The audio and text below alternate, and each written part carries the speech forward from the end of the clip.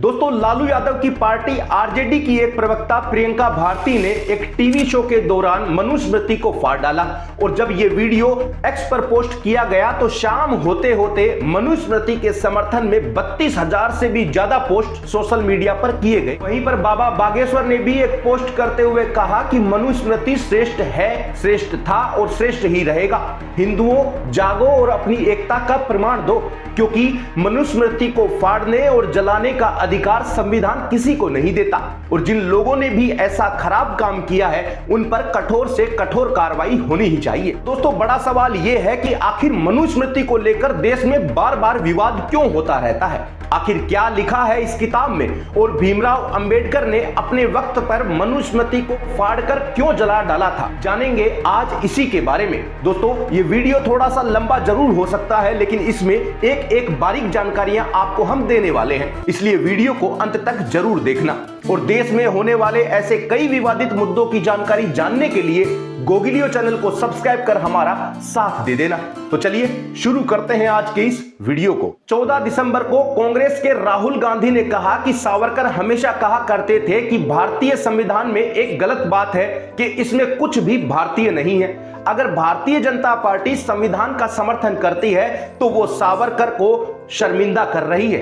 इसके बाद 18 दिसंबर को कांग्रेस के राष्ट्रीय अध्यक्ष मल्लिकार्जुन खड़गे ने कहा कि आरएसएस और मनुस्मृति की अगर विचार देखे जाएं तो साफ साफ पता चलता है कि ये भारतीय संविधान का सम्मान करना ही नहीं चाहते। मनुस्मृति आखिर आई कहां से और क्यों ये इतनी चर्चा में रहती है? मनुस्मृति को मनु संहिता या मानव धर्मशास्त्र के नाम से जाना जाता है। ये कहा जाता है कि मनुस्मृति को आज से 1800 साल पहले लिखा गया। ये वही वक्त था जब वैदिक हिंदुत्व से पौराणिक हिंदुत्व में बदलने का समय था। दोस्तों, मनुस्मृति दो शब्दों का मेल है, एक है मनु और एक है स्मृति। स्मृति को धर्मशास्त्र कहा जाता है। ऐसे में मनु के द्वारा लिखी गई किताब को ही मनुस्मृति कहा जाता है। दोस्तों, इसके पीछे एक फैक्ट ये भी है कि ये जब ईसाई धर्म के सबसे प्रमुख ईसा मसीह का जन्म हुआ उससे भी 200-300 साल पहले ही इसे लिखने की शुरुआत हो चुकी थी। इसके अलावा कुछ एक्सपर्ट्स ये भी बताते हैं कि मनुस्मृति का यूनिक सिमेट्रिकल स्ट्रक्चर इस बात की ओर इशारा करता है कि इसे या तो किसी प्रतिभाशाली व्यक्ति ने लिखा होगा या फिर किसी सशक्त अध्यक्ष ने, क्योंकि मुस्लिमों के लिए जैसे शरिया कानून है और कैथोलिक ईसाइयों के लिए चर्च डोगमा, ठीक वैसे ही ये भी हिंदू धर्म के लोगों के लिए एक कानून है जिसे इन पर सभी को चलने का आदेश दिया गया है। अंग्रेजों के पास भारत की जब सत्ता हाथ में आई तब उन्हें ये मनुस्मृति मिली। दोस्तों, इस मनुस्मृति में कुछ कानून और नियम लिखे हुए थे, उन्हीं के आधार पर ही अंग्रेज लोग सुनवाई भी किया करते थे। इसी समय में काशी के कुछ पंडितों ने अंग्रेजों को सलाह दी कि इस मनुस्मृति को हिंदू सूत्र ग्रंथ के रूप में प्रचारित किया जाए। वहीं से इस विचार का जन्म हुआ और मनुस्मृति का यह ग्रंथ प्रचलित हो गया। अब हम ये जानते हैं कि आखिर इस किताब में ऐसा क्या लिखा हुआ है। दोस्तों, बताया जाता है कि मनुस्मृति में कुल 12 अध्याय हैं और 2684 श्लोक। कुछ लोगों का यह भी मानना है कि इसमें श्लोकों की संख्या 2964 भी हो सकती है। इसमें हिंदू धर्म के मानने वाले लोगों के लिए उनके धर्म और कर्तव्यों के बारे में लिखा हुआ है। इसमें किसी भी वर्ण को तय करने के लिए उसका कामकाज, उसकी योग्यता और उसके हुनर को आधार बनाया गया है, न कि जन्म को। साथ ही अलग अलग जातियों के पुरुष और महिलाओं के लिए पर्सनल और प्रोफेशनल नियम भी बताए गए हैं। एक किताब लॉस ऑफ मनु में लिखा गया है कि जीवन को आखिर कैसे जिया जा सकता है और इसे कैसे जीना चाहिए।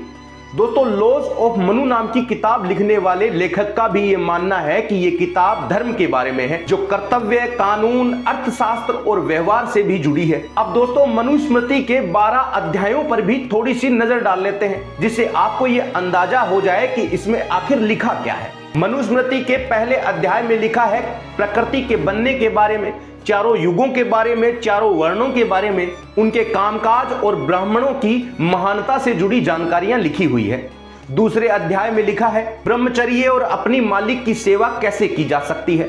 तीसरे में शादी के रीति रिवाजों के बारे में, रस्मों के बारे में और श्राद्ध के बारे में भी जानकारी दी गई है। चौथे में गृहस्थ धर्म के बारे में, खाने पीने के नियमों के बारे में और 21 तरह के नरकों के बारे में भी जिक्र किया गया है।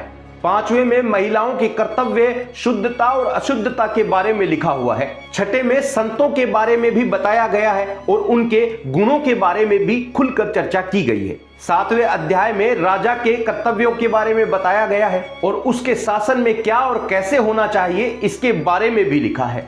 8वें अध्याय में अपराध, न्याय, वचन और राजनीतिक मामलों की जानकारी लिखी है। 9वें अध्याय में महिला और पुरुष के संबंधों के बारे में बताया गया है और पूर्वजों की संपत्ति के बारे में भी लिखा है।